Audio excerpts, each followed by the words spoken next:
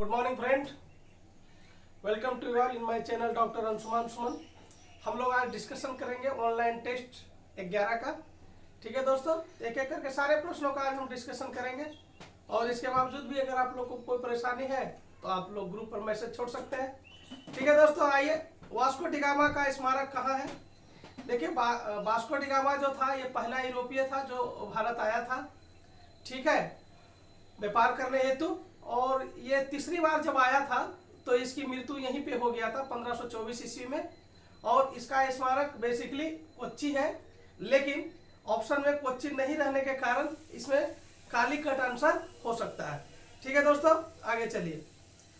East India company में भारत में सर्वप्रथम किस दुर्ग की स्थापना किया? तो दोस्तों बता दूं कि ईस्ट इंडिया कंपनी जो है भारत में सबसे पहले मद्रास में, उस समय चेन्नई को मद्रास कहा जाता था, वहां पे सेंट जॉर्ज फोर्ट की स्थापना किया था। ठीक है, आगे आइए। क्वेश्चन करता है ब्लैक होल दुर्घटना का उल्लेख किस अधिकारी ने किया था? तो ब्लैक होल जो कि काल कोठरी के नाम से भी जाना जाता है, ये उस समय हुआ था जिसमें बंगाल का नवाब सिराजुद्दौला था। ठीक है, और हॉलवेल नामक व्यक्ति ने बताया था कि एक छोटे से कमरे में करीब 146 अंग्रेजों को रख दिया था उस कमरे में, और जो है उसमें बहुत ही कम लोग अगले सुबह बच पाया था। ठीक है दोस्तों, तो आगे आप देखेंगे कौन सा क्वेश्चन है। अगला क्वेश्चन है कि ब्लू वाटर नीति किसने अपनाई थी? तो ब्लू वाटर की नीति जो अपनाई थी अल्मीडा ने अपनाई थी, जो पुर्तगाल का पहला गवर्नर था।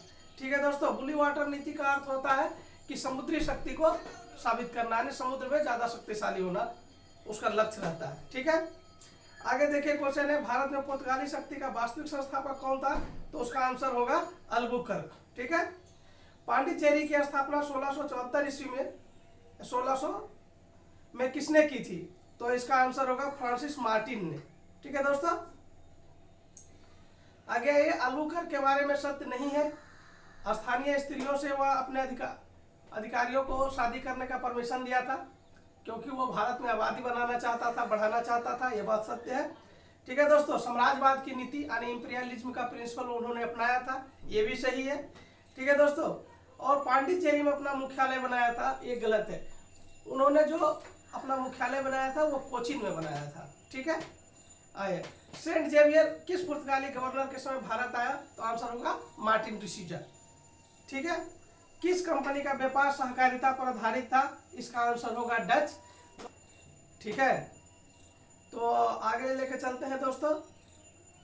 पुर्तगाली कंपनी के आगमन के मध्य में कौन आएगा? आगमन के दृष्टिकोण से पूछा है, तो आप लोगों को कई बार वीडियो में समझाए भी हैं। इसमें आंसर हो जाएगा अंग्रेज। ठीक है, पुर्तगालियों की विशेषता निम्न में से नहीं थी। साम्राज्यवादी प्रवृत्ति, ऐसा तो था। धर्मनिरपेक्ष, वो धर्मनिरपेक्ष नहीं था, वो धर्म को फैलाना चाहता था और धर्म परिवर्तन भी करवाना चाहता था। हम जब मराठा साम्राज्य बता रहे थे तो हम ये बताए थे कि किस प्रकार से बाजीराव प्रथम ने पुर्तगालियों पर आक्रमण किया था, और उसका कारण ये भी था कि वो धर्म परिवर्तन करवा रहा था। ठीक है, तो धर्मनिरपेक्ष वो नहीं था। क्या सत्य नहीं है? श्रीरामपुरम एवं ट्रैंकोवर स्वीडिश की कोठी थी। देखिए, श्रीरामपुर और ट्रैंकोवर जो था ये डेनिश कोठी था, तो ये तो गलत है।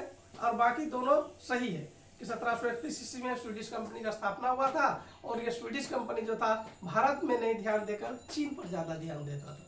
ठीक है दोस्तों, निम्न कथनों में से क्या सही नहीं है? प्रथम यूरोपीय जो भारत आया वो वास्को डी गामा था, ये सही बात है व्यापार हेतु।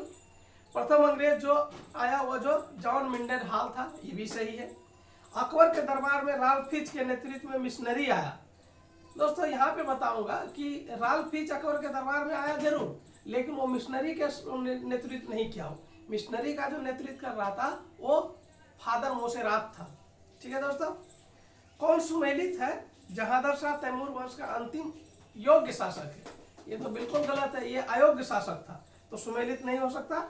मोहम्मद शाह के समय में नादिर शाह का आक्रमण हुआ, ये एकदम बिल्कुल सही है। और बाकी जो अगला दिए है वो भी गलत है। ठीक है, क्रम में पहले कौन आएगा? जुल्फिकार अली खान, चिनकलीज खां, सैयद बंधु, सफदरजंग। देखिए, तो आपको पता है जुल्फिकार अली, हम बताए थे कि जोशे जुल्फिकार जोशे जहांदर, तो जहांदर के समय में था, ठीक है। और चिनकलीज खां जो था ये मोहम्मद शाह के समय में एक प्रकार से कहिए उसके समय में आया, ठीक है। सैयद बंधु भी फर्रुखसियर के समय में, और सफदर जंग भी लगभग मोहम्मद शाह के समय में। तो सबसे पहले तो जहांदर शाह आता है, इसलिए आंसर क्या होगा, जुल्फिकार अली खां होगा, ठीक है।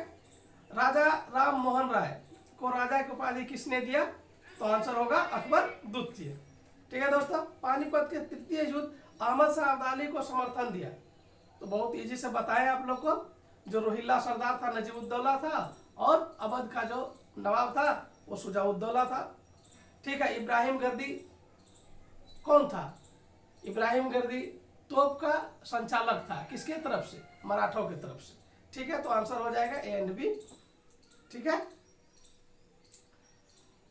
उधम बाई एवं जावेद खां हस्तक्षेप किसके शासन में करता था, तो आपको बताएं उधम बाई जो था और जावेद खां जो कि हिजड़ा था, और उधम बाई राजमाता था, ये अहमद शाह के समय में हस्तक्षेप करता था। अहमद शाह जो कि एक नर्तकी का पुत्र था, ठीक है। आ गया ये मोहम्मद शाह, जहांदर शाह, अहमद शाह, शाह आलम द्वितीय, ठीक है। तो आंसर इसका मिल गया आपको कि किसके समय में था, अहमद शाह के समय में था। निम्न में से किस बादशाह का संबंध बिहार से था, तो बिहार से संबंध रखने वाला दो बादशाह था, एक फर्रुखसियर था और दूसरा शाह आलम द्वितीय था, ठीक है दोस्तों। अगला क्वेश्चन है, बहादुर शाह जफर को निर्वासित करके कहाँ भेजा गया, तो इसको कहाँ भेजा गया था, रंगून भेजा गया था, म्यांमार में, ठीक है। कथनों पर विचार करिए कौन सत्य नहीं है।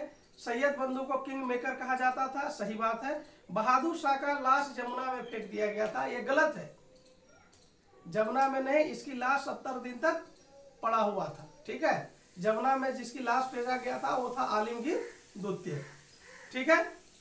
बाकी सारे सही है। उत्तराधिकार की लड़ाई के समय मुअज्जम कहाँ का सूबेदार था, तो इसका आंसर होगा लाहौर का, ठीक है। सर्वाधिक कम समय तक शासन करने वाला मुगल बादशाह रफीउल दरजात था, ठीक है दोस्तों। औरंगजेब की मृत्यु कब हुई, 3 मार्च 1707 ईस्वी को। अधिनियम के कारण प्रेसिडेंसी समाप्त हो गया, यानी आपको पता है 1833 ईस्वी में एक प्रकार से कहिए ईस्ट इंडिया कंपनी जो है ये क्राउन का मात्र प्रतिनिधि बन गया था। तो आप ये सेंसेबल क्वेश्चन था, ये समझने वाला था। तो जब क्राउन का प्रतिनिधि कंपनी ही बन गया तो कंपनी का दिन प्रेसिडेंसी काम करता था, तो प्रेसिडेंसी का कोई उचित नहीं रहा 1833 का एक्ट, ठीक है। 1765 ईस्वी में दीवानी प्रदान किए जाने के बाद ब्रिटिश सबसे पहले किस जनजाति के संपर्क में आए, इसका आंसर होगा खासी जनजाति, ठीक है दोस्तों। जहांगीर के शासनकाल में आने वाला प्रथम अंग्रेज था विलियम हॉकिंस। गुरु गोविंद सिंह की हत्या नांदेड़ में हुई थी, जबकि जन्म पटना साहिब में हुई थी, ठीक है। गुरु ग्रंथ का संकलन गुरु अर्जुन देव ने किया था, ठीक है दोस्तों।